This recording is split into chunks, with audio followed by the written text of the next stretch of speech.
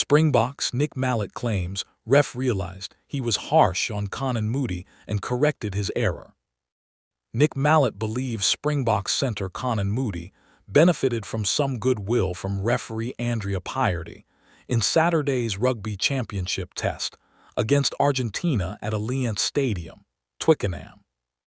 South Africa finished the tournament on a high when they clinched a hard-fought 29-27 victory, which resulted in winning the prestigious Southern Hemisphere tournament for the second year in a row.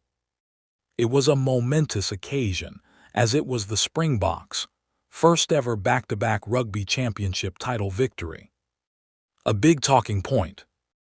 However, a big talking point following the match was why Moodie did not receive a second yellow card for a deliberate knock-on later in the opening half, after Piardi had sent him to the sin bin shortly after the kick-off for head contact, in a tackle on Los Pumas left wing Juan Cruz Mallia. Mallett was appearing on the Talking Box podcast with Brendan Nell, and the show's host mentioned an incident from Saturday's United Rugby Championship encounter between the Bulls and Leinster in Pretoria, where the home side's number 8 J.J. Thuron was left prone on the ground after a flying tackle to his face from the Irish province's flanker Will Connors, who charged headfirst into his opponent.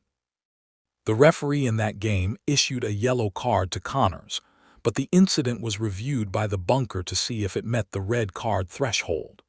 A few minutes later, it was revealed that the yellow card would stand as there was some mitigation with Thuron bending slightly ahead of contact, and Connors soon returned to the fray.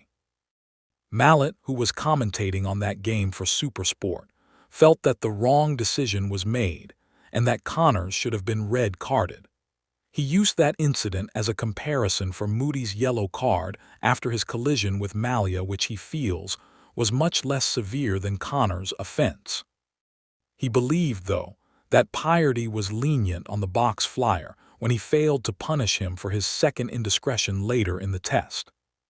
"One hand on the ball, that means it's a deliberate knockdown," said the former Boks head coach. "Any head contact with force where the player accelerates into the tackle and only starts, Connors, wasn't bent at the waist initially. He only started bending at the waist as he came into contact, which isn't good enough because his head was still at the same level as Thuron's head.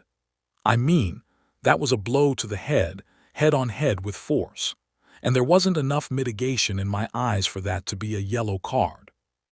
I thought he should have got the red card with 20 minutes and someone else should have come on the field in his place, but that's just my opinion. The TMO had a different opinion. People are getting yellow cards where there's little force.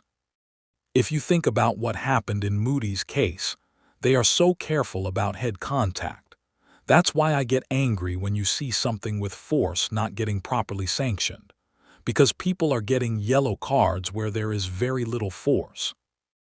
And yet because there is head contact, they're going for the yellow card.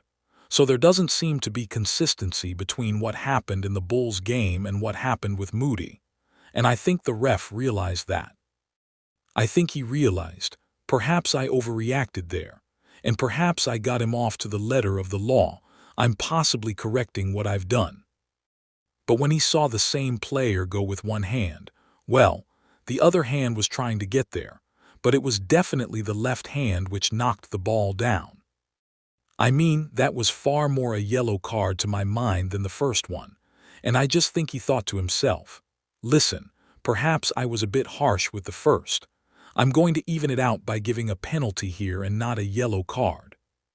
Because you are 100% correct. I mean, they have just said anything, and his palm was up, his hand is up, but that's not irrelevant anymore. If you are stopping the ball from going to an opponent who is in a position to continue to score a try, that is called a deliberate knockdown. So I thought he was very, very lucky there not to get another yellow card. And then it would have been deemed a red card. And we would have had to get someone else onto the field. So that's my view. I don't think I'm being biased from a South African point of view because I'm being quite harsh on Moodie. But I really did think in the Bulls game that guy Connors shouldn't have stayed on the field. He should have gone off for what he did.